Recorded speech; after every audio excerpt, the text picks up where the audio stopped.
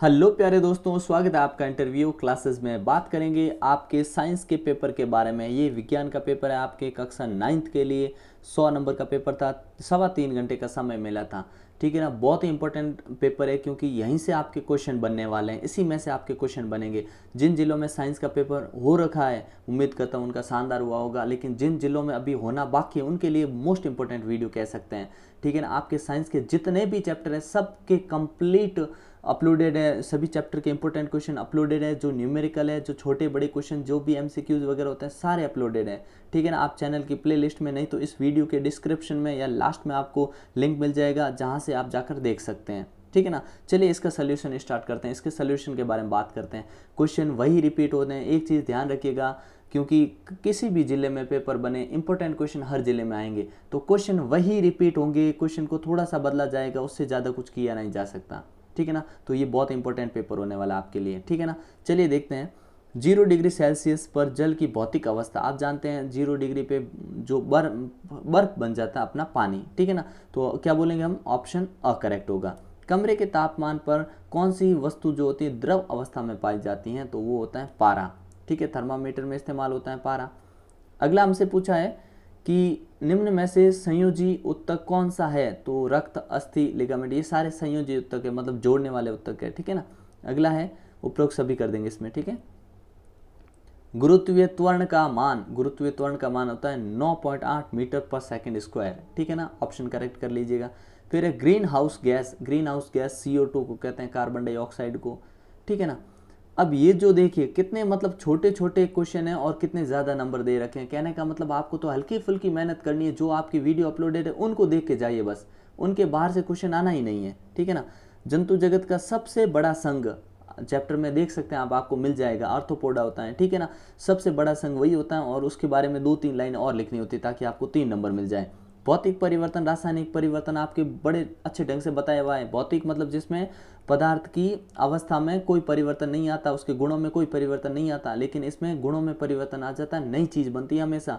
ठीक है, इसको वापस भौतिक अवस्था को वापस, जैसे बर्फ से पानी बना, पानी से बर्फ बन सकता है इसमें, लेकिन इसमें एक बार जो चीज़ बन गई वापस उसको हासिल नहीं कर सकते, ये इजीली है। ठीक है, द्रव्यमान संरक्षण का नियम हम डिस्कस कर चुके हैं, क्या कि किसी भी वस्तु के द्रव्यमान को न उत्पन्न किया जा सकता, न ही नष्ट किया जा सकता है, बड़े आराम से। ठीक है ना, अगला है प्रोकैरियोटिक यूकैरियोटिक कोशिका में अंतर बताइए। तो बड़े सिंपल आपके चैप्टर में डाले हुए गुरुत्वाकर्षण के सार्वत्रिक नियम समझाइए। मतलब ये हूबहू क्वेश्चन आपको, सारे के सारे क्वेश्चन आपको प्लेलिस्ट में मिल जाएंगे जहाँ पे हर चैप्टर के इंपॉर्टेंट क्वेश्चन है। ठीक है, फिर पूछा है कि लोहे की कील पानी में डूब जाती है, जबकि लोहे का जो जहाज नहीं डूबता। सब घनत्व का खेल है, साफ घनत्व के कारण नहीं डूबता और ये डूब जाती है। ठीक है ना, चैप्टर में मिल जाएगा। अणुसूत्र, अणुसूत्र देख लीजिए, हालांकि इनको चैप्टर में है ना कुछ को क्लियर किया हुआ, सब क्लियर नहीं है। ठीक है ना, तो ये मैं बता देता हूँ। बुझा हुआ चूना, बुझा हुआ चूना होता है कैल्शियम हाइड्रोक्साइड, तो इसको कहते हैं CaOH लिख के और बाहर आपको ऐसे लिखना है। ठीक है ना, ये आपके 10th के लिए ज़्यादा इंपॉर्टेंट है, हालांकि आपके 9th में कम पूछा जाता है, लेकिन इस पेपर में पूछ लिया गया है। ठीक है, फिर है बेकिंग पाउडर। तो बेकिंग पाउडर का सूत्र होता है अपने सोडियम हाइड्रोजन कार्बोनेट। ठीक है ना, इसका नाम क्या होता है? Sodium hydrogen carbonate. ठीक है, बेकिंग पाउडर। फिर है मैग्नीशियम क्लोराइड, तो ये होता है Mg। ये तो बहुत बार डिस्कस कर चुके हैं, इसका जो संरचना सूत्र होता है ये वगैरह। ठीक है ना, Cl2, MgCl2, मैग्नीशियम क्लोराइड बन गया। ठीक है, अगला देखिए आत्मघाती थैली। कुछ दिन पहले वीडियो अपलोड किया गया था, सेम टू सेम क्वेश्चन मिल रहे हैं। कहने का मतलब आपको तो 10-10 मिनट के वीडियो देखने बस। ठीक है ना, बाकी सब शानदार ही होना है पेपर। तो लाइसोसोम को आत्मघाती थैली क्यों कहा जाता है? तो लाइसोसोम को आत्मघाती थैली इसलिए कहा जाता है क्योंकि लाइसोसोम जितने भी अंदर अपशिष्ट पदार्थ होता है उनको अपचयित करता है और फिर उनके साथ खुद फट भी जाता है। ठीक है ना, एकदम एक्सप्लेन किया हुआ है डिटेल में। ठीक है ना, अगला देखिए भंडारण की क्रियाविधि में कौन कौन से कारक अनाज के लिए क्षतिग्रस्त होते हैं? आप लिख सकते हैं तंत्रिका कोशिका का चित्र आपको मिल जाएगा। न्यूटन की गति के तीसरा नियम, आपको न्यूटन वाले में हर क्रिया की प्रतिक्रिया वाला नियम है। ठीक है ना, पादप में पाए जाने वाले उत्तकों के नाम अपलोडेड है। पादप जगत उभयचर किसे और क्यों कहा जाता है? मतलब एकदम शानदार ढंग से समझाया हुआ है। ठीक है ना, कुछ न्यूमेरिकल क्वेश्चन है आगे, वो जरूर अभी हम करेंगे। ठीक है ना, बाकी ये सारे तो आपको मतलब मिल ही गए, समझो सारे पढ़े हैं, आप अभी भी जाकर देख सकते हैं। डाल्टन का हो गया, मृदा अपर्दन है। ठीक है ना, ये मिलान वाले कर दीजिए। गुरुत्वाकर्षण नियम जो था ये किसने दिया था? कि न्यूटन ने दिया था। ठीक है, न्यूट्रॉन की खोज किसने की थी? तो चैडविक ने की थी। याद कैसे रखेंगे? देखो ईंट पर नाच, ये मैंने अपने जब ये चैप्टर किया था इस पे बताया था। ईंट पर ना च, इससे हम सबकी याद कर लेंगे। कैसे? ई से इलेक्ट्रॉन, इलेक्ट्रॉन खोज किसने की? अपने थॉमसन ने। क्या कहेंगे? थॉमसन, ठीक है, थॉमसन ने। प से हो गया प्रोटॉन, क्या हो गया? प्रोटॉन, प्रोटॉन खोज र से रदरफोर्ड ने। किसने? रदरफोर्ड ने, ठीक है। न से हो गया अपने न्यूट्रॉन, न्यूट्रॉन की खोज किसने की? न से न्यूट्रॉन और च से चैडविक, किसने? चैडविक ने। तो ये न्यूट्रॉन पूछा, जेम्स चैडविक ने की है, ठीक है। पादप जगत का उभयचर, तो उभयचर कौन है? टेरिडोफाइटा। कोशिका का शक्ति गृह कहते हैं माइटोकॉन्ड्रिया को, ठीक है। पंच जगत की अवधारणा किसने दी? तो विटेकर ने दी थी, ठीक है। कौन कौन से जगत हैं सारे एक्सप्लेन किए हुए। ये वाला क्वेश्चन देखिएगा कि 150 किलोमीटर प्रति घंटे की वेग से गाड़ी चल रही है और 40 मिनट में तय की गई दूरी निकाली। मतलब हमने जो क्वेश्चन किए अच्छे लेवल के किए और ये बहुत ही सिंपल क्वेश्चन पूछ लिया। आपसे पूछा है दूरी, ठीक है ना। तो पहले चाल का सूत्र याद रखिए। चाल होता है अपने, चाल बराबर दूरी बट्टे समय। क्या? दूरी बट्टे समय, ठीक है ना, ये सूत्र होता है। अब अपने को क्या चाहिए? अपने को चाहिए दूरी। इसका मतलब ये दूरी इधर ही रहने देते हैं और ये इसके साथ आके गुणे में लग जाएगा। तो सूत्र बन जाएगा, दूरी कैसे निकालेंगे? दूरी बराबर होगा चाल गुणा समय, ठीक है। मतलब स्पीड इनटू टाइम। अब स्पीड और टाइम दोनों पता है। स्पीड है 150 किलोमीटर पर घंटा और ये है 40 मिनट, 40 से गुणा करेंगे। लेकिन ये घंटे में था, देखो 1 घंटे में 150 किलोमीटर जा रही है, तो इस मिनट को भी घंटे में चेंज करेंगे, तो इसके नीचे लिख देंगे 60। अब हम इसको सॉल्व कर लेंगे, ठीक है। तो 0 से 0 गया, इसका इसमें गया 2 बार भाग, इसमें गया 3 बार भाग। अब 3 को इससे काट देंगे हम, तो 50 बार गया, है ना। 5 3 15 0 और 50 दूनी हो गया 100। तो क्या होगा? आपने 100 दूरी कितनी तय करेगी? 100 किलोमीटर दूरी है वो तय कर लेगी गाड़ी, ठीक है ना। बड़ा इजी था।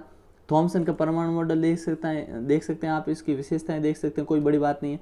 हाँ, ये वाले मैं जरूर बता देता हूँ आपको, ठीक है। सोडियम क्लोराइड, तो सोडियम क्लोराइड साधारण नमक होता है। सिल्वर नाइट्रेट, क्या है? सिल्वर नाइट्रेट, सिल्वर के लिए Ag यानी अर्जेंटम, Ag यूज करते हैं। AgNO3, नाइट्रेट के लिए हमेशा NO3 याद रखिएगा, ठीक है, AgNO3। फिर बोला है कैल्शियम हाइड्रोक्साइड, कैल्शियम हाइड्रोक्साइड अभी हमने पीछे किया था, इसे बुझा हुआ चूना भी कहते हैं, कैल्शियम हाइड्रोक्साइड, ठीक है ना, ये कैल्शियम हाइड्रोक्साइड है।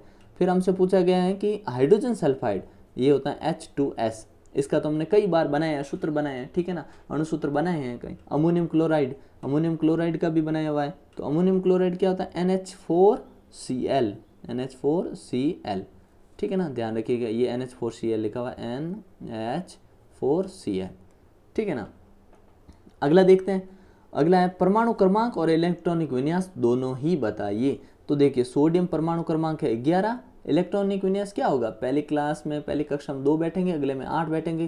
कितने? 11 है ना, 2 8 10 हो गए, 1 बच गया, तो लास्ट कक्षा में 1, ये इलेक्ट्रॉन विन्यास हो गया। क्लोरीन का देखिए, क्लोरीन आता है 17 नंबर पे, तो पहली कक्षा में 2 बैठे, अगले में 8 बैठे और लास्ट में कितने बैठ जाएंगे? 7 बैठ जाएंगे, ठीक है। ये इसका इलेक्ट्रॉनिक विन्यास हो गया।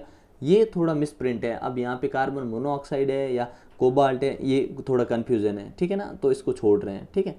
परमाणु का जो रदरफोर्ड का मॉडल है वो समझा सकते हैं। नाइट्रोजन का स्थिर जीव का नाम राइजोबियम है और ये समानताएं आप ढूंढ सकते हैं, ये चीज़ें कोई बड़ी बात नहीं है। पादप कोशिका के चित्र वगैरह, एक डायग्राम जो आपके इंपॉर्टेंट डायग्राम है वो सारे डाले हुए हैं, उसमें आप देख सकते हैं, ठीक है ना।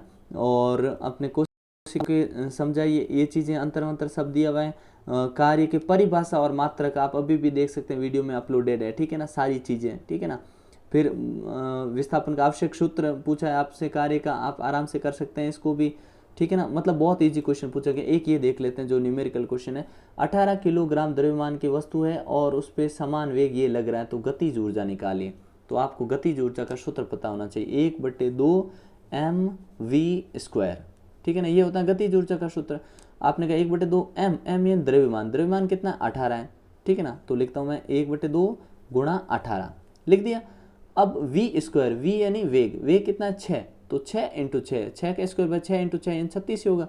अब इसको काट देते हैं, यहीं से गया 9 बार, 9 को 6 से किया तो 54 आया, 54 को अब 6 से गुणा कर लेंगे, तो 54 को 6 से गुणा करेंगे, गुणा करके देख सकते हैं आप कितना आएगा। 54 है × 6, 6 चौक 24, हासिल गई 2, 5 अंक 30, 2 32, ये आ जाएगा इतने जूल। क्योंकि ये क्या है? अपनी ऊर्जा है ना, ऊर्जा जूल में मापते हैं, तो 324 जूल अपना आंसर आ जाएगा इसका, ठीक है ना। फिर है उत्प्लावकता को परिभाषित कीजिए, बहुत ही आसान है भाई, कोई द्रव के अंदर कोई चीज़ आंशिक रूप से डूबी हुई हो, जो जितना पदार्थ को हटा देते हैं उसको ऊपर की ओर एक बल लगता है, उसे हम उत्प्लावकता कहते हैं, ठीक है ना। बाकी ध्वनि तरंगों यांत्रिक क्यों कहते हैं, क्योंकि चलने के लिए माध्यम चाहिए। मुक्त पतन से आप क्या समझते हैं, कोई भी गिरती हुई चीज़ है जो पृथ्वी की ऊपर बिना किसी बल के गिर रही है उसे मुक्त पतन कहते हैं, ठीक है ना। ये सारे किए हुए ऊर्जा के व्यापारिक मात्रा किलो वाट प्रति घंटा होता है, किलो वाट घंटा, ठीक है ना, किलो वाट घंटा होता है, ठीक है ना। साइकिल चलाते समय ऊर्जा का रूपांतरण किस प्रकार होता है कि उसमें पेशी ऊर्जा होती है वो गतिज ऊर्जा में चेंज हो जाती है, इस टाइप से लिखना। ऊर्ध्वपातन, ऊर्ध्वपातन में क्या होता है, कोई भी पदार्थ होता है जो ठोस अवस्था से सीधे गैस अवस्था में बदल जाता है। कपूर और अपने नमक है, इनको अलग करने की ऊर्ध्वपातन विधि काम आती है, ऊर्ध्वपातित होती हैं, तो उसका एक आपको चित्र बना देना। संक्रामक रोग जो एक दूसरे व्यक्ति को फैल जाते हैं, ठीक है ना, हवा के माध्यम से फैल सकते हैं, ठीक है। रोगों होने वाली विधियाँ कौन कौन सी हैं, कई तरीक़ों से ये संक्रामक रोग फैल जाते हैं, वायु के माध्यम से और अपने जल के माध्यम से, इस प्रकार से फैल जाते हैं, ठीक है ना। बंदूक से गोली दागने पे कंधा पीछे क्यों हो जाता है, क्योंकि तीसरा गति का तीसरा नियम क्या कहता है कि हर क्रिया की प्रतिक्रिया होती है, तो जब गोली आगे गई तो बंदूक पीछे की ओर होती है, ठीक है। पादपम में जल और भोजन का सहवन, जल के लिए अपने जाइलम होता है, भोजन के लिए फ्लोएम होता है, ठीक है ना, बहुत ही आसान है। जाइलम के अवयवों का आप देख सकते हैं, रक्त की संरचना मिल जाएगा, ये सारे मतलब ये सारी चीज़ें आपके अपलोडेड हैं, आपको तो बस एक बार हल्के फुल्के जाके 10-10 मिनट के वीडियो देखने हैं, ठीक है ना। इसके बाद में आपको कुछ भी नहीं करना, आप किसी भी जिले के निवासी हो, इसके बाद आपके पेपर से कुछ भी आने वाला नहीं है, ठीक है ना। तो बस बेहतरीन ढंग से प्रैक्टिस करिए, बने रहिए इंटरव्यू क्लासेस के साथ, वीडियो को दोस्तों के साथ शेयर ज़रूर करें। आपके जितने भी सब्जेक्ट हैं उन सभी के सल्यूशन आपको मिलेंगे, इंग्लिश हो चाहे कोई भी सब्जेक्ट हो आपका, सारे यहाँ पे अपलोडेड हैं और एकदम लेटेस्ट, कहने का मतलब उनसे बाहर कोई आने का चांस ही नहीं है, ठीक है ना। चलिए मिलते हैं नेक्स्ट पार्ट में, तब तक के लिए जय हिंद जय भारत।